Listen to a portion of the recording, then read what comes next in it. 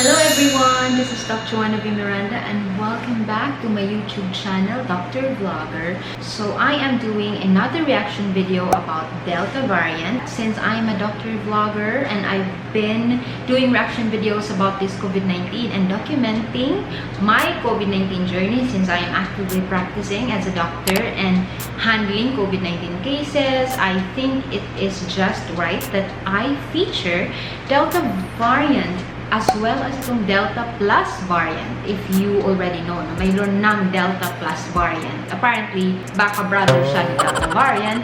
What is this Delta variant? Mas nakakahawa ba siya? Mas nakakamatay din ba siya? Siya ba ang responsible na variant sa mga children nowadays? Because children COVID-19 cases are increasing. Epektibo pa ba din ba ang mga vaccines that are currently being given in our country? Yeah, we are going to talk about all of these things in this video. And before that, please like and share my video. Don't forget to subscribe to my channel and click on that notification bell to be updated with my latest uploads. Comment down below whatever video suggestions that you have for me. I'm willing to do everything if you want to. So yeah, let's start. Delta variant. Marami ang nako-confuse na sa mga variants. For sure, nagiging memes na nga siya. May alpha kasi, may beta, may lambda, may gamma. So, leave those names or naming of these variants sa mga scientists natin, sa mga medical experts because they really need to so that they will be able, you know, to facilitate the experimentation para ma-designate siya as ito yung variant na to, more transmissible to, lesser yung infection rate nito, ganyan. So, you know what, leave that to the medical experts. So, regarding Delta variant, it was initially detected in India and one thing that is medyo problema sa Delta variant is that it presents common flu-like symptoms just as you know, the other COVID-19 variants do. So, it also has headache, runny nose, fever, sore throat. So, hindi mo talaga siya madadiagnose unless there is a diagnostic test talaga. Yun na nga, yung genomic testing that is being done to detect Delta variant. Yun. So, it presents common flu-like symptoms na para ding other variants. So, it's difficult. And what's worse with mutated Delta variant is that it is more transmissible, it evades immunity protection, and it even reduces antibody neutralization. So, ano yon? It is more transmissible, of course, mas nakakahawa siya, and it reduces immunity protection, or you have like immune response inside our body, it evades them. Yung immunity response na yon, hindi nila nagka-catch or napoprotect against the Delta variant, and it reduces antibody neutralization, and usually these antibodies, yun ang nakukuha natin sa mga pag nagka-infection tayo. So, perhaps yung function antibodies na yon ay nire-reduce nila yon. So, first dose ka pa lang sa bakuna, baka magkakaroon ka pa din or perhaps magiging worse pa din yung symptoms mo kasi kung konti na pa nga lang yung antibodies mo and then it reduces antibody neutralization, so magiging worse talaga pa ang COVID-19 if ever you are infected. So, DOH said in the Philippines that we have 450 COVID-19 Delta variants already. Yun na nga, nag-i-increase po yung COVID-19 cases natin and they are blaming it on these Delta variants because Delta variant can actually increase the infections to 8% kasi we have the Alpha and the Beta variants. Yun yung mga noon natin na variants talaga that infected the previous infections, yung mga COVID-19 cases. The Alpha was known to na-infect nila is 3 to more persons and the Beta 4 to 5. Ngayon yung Delta, 8 persons. So, diba, sobrang dami niya na na-infect because yun na nga, more transmissible siya. Faster yung pag-infect niya sa mga tao. According to the studies or the articles that are published in your CDC and other international guidelines, Delta, yun na nga, it's more contagious and more transmissible, nearly twice as contagious as the previous variants. Sa CDC po yan. International studies yan. And also, they even said that some studies pa po ito, even suggest that they are even producing more severe illness than the previous variants. In those studies that yun na nga, mas severe yung illnesses that is being produced by this variant, those illnesses happen in unvaccinated people. So they are more concerned with people that are unvaccinated. So yung mga hindi po nagpabakuna, yun po yung possible that can transmit the virus. Then, wala din silang antibodies. And then when I mentioned previously or I mentioned a while ago that even if may antibodies ka nga, you know, your antibodies are not enough to protect you, na hindi na-reduce kasi ng Delta variant yung capability of that antibodies to neutralize, diba, the virus. So the unvaccinated people is the major concern of not just the international medical people, of course sa country din natin, because you know, knowing na hindi pa ganun kadami nung nabakunahan sa bansa natin, so mas madaming nagtatransmit ng virus. We are able to transmit those virus to people, and then yun na nga, faster yung transmission niya. And sabi nga nila, within seconds na ngayon. Personally, I intubate COVID-19 patients, and as much as possible, I want to intubate fast kasi iniisip ko, hindi na lang ako ina-assume ko na lang na Delta variant na to. So it's possible.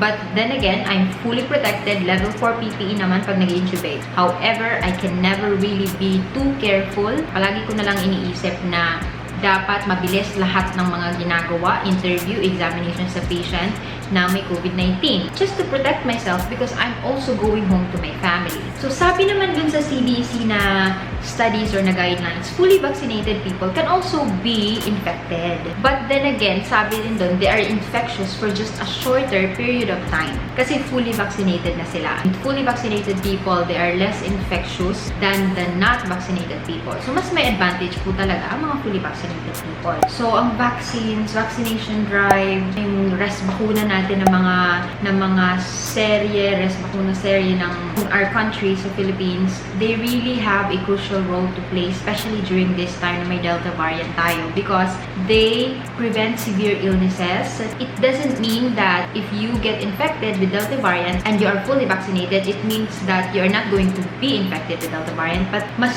ni-reduce lang nila ang pagiging severe ng illness na to, also minimizing severe hospitalization, severe COVID. It truly helps. That is why in communities that have low vaccination coverage in some areas, kahit na dito sa Philippines, we also have those mga towns and cities that have low vaccination coverage, increases the risk kasi mag-emerge yung iba pang mutations, not just Delta variants. And speaking of that, I read that there is even a Delta plus variant. So perhaps brother ito ni Delta variant. If I remember it correctly, it is first detected in Europe in March. And mayroon na din sa South Korea, parang 2 to 3 cases pa yata yung nandun. And then sa India. So nadidetect na siya from other countries. I cannot really say much about this, pero may nabasa ako that it is more infectious than the Delta variant. Yun yung mutations. Because viruses mutate. As they reproduce, they also mutate.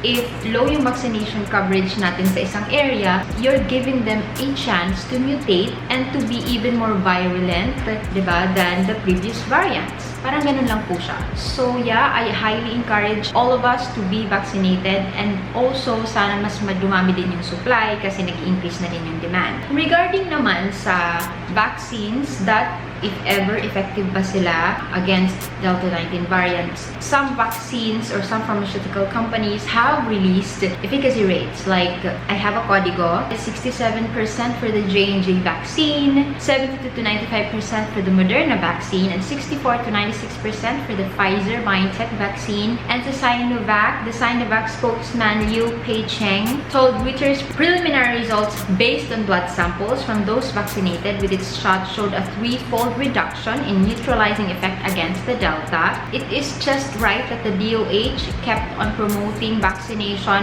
Whatever the vaccine that is available, take them kasi those naman have been proven that they have prevented severe illnesses, severe diseases. So, wag nang mamili. Lahat sila as of now have these efficacy rates against the Delta variant. Further studies are needed actually to still determine if these vaccines are very much proven to be effective against Delta variant. But just take them while you can para fully vaccinated ka na. Like what I've said a while ago, fully vaccinated people have less infectious. Yung time nila less infectious sila. Most likely, they wouldn't progress to severe illnesses. my greatest fear has already happened. COVID-19 cases have doubled. I've just even watched sa news like 2 days, 3 days ago that nung mga like last July, 1,000 cases pediatric patients pa lang, and then nung first week of August, naging 2,000. So it doubled the cases of COVID-19, and that's like the greatest fear of every mother. I have 2 kids in my house, in our home. Nagiging severe na din yung symptoms nila. Getting vaccination, if it protects you from transmitting the virus to your home, kasi may mga vulnerable nga na mga relatives tayo sa bahay, then get vaccinated. If not for you, then for your children. For these increased cases in children is something that we should really think about. And although it was not documented if these cases are Delta variant din sila, parang sa news din sa US, they have these cases that are severe, and some of them are even intubated. Ayaw po natin na dumami sila. I decided to document my COVID-19 journey. Why not make a video about Delta variant since it's really happening in our country? And to deliver more information, please, the basic safety protocols of just wearing your face mask, social distancing, and then well-ventilated na open area na space na if ever lalabas man kayo, but then it's ECQ, so bawal lumabas. But if ever we're allowed to go out already, please, discipline na lang po sa sarili natin. Kasi we don't want this to get worse. So I understand that that's why it has to start from us. Na lumayo na lang din, na kung wala namang masyadong essential na gagawin sa labas, then sa bahay na lang. There are a lot of activities that are now in the internet na pwedeng gawin ng mga bata.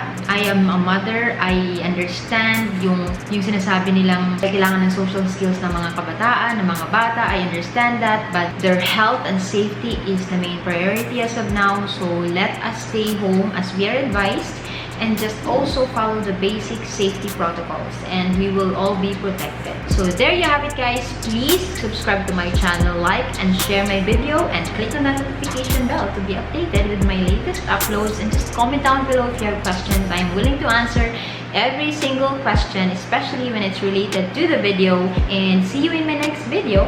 Bye bye.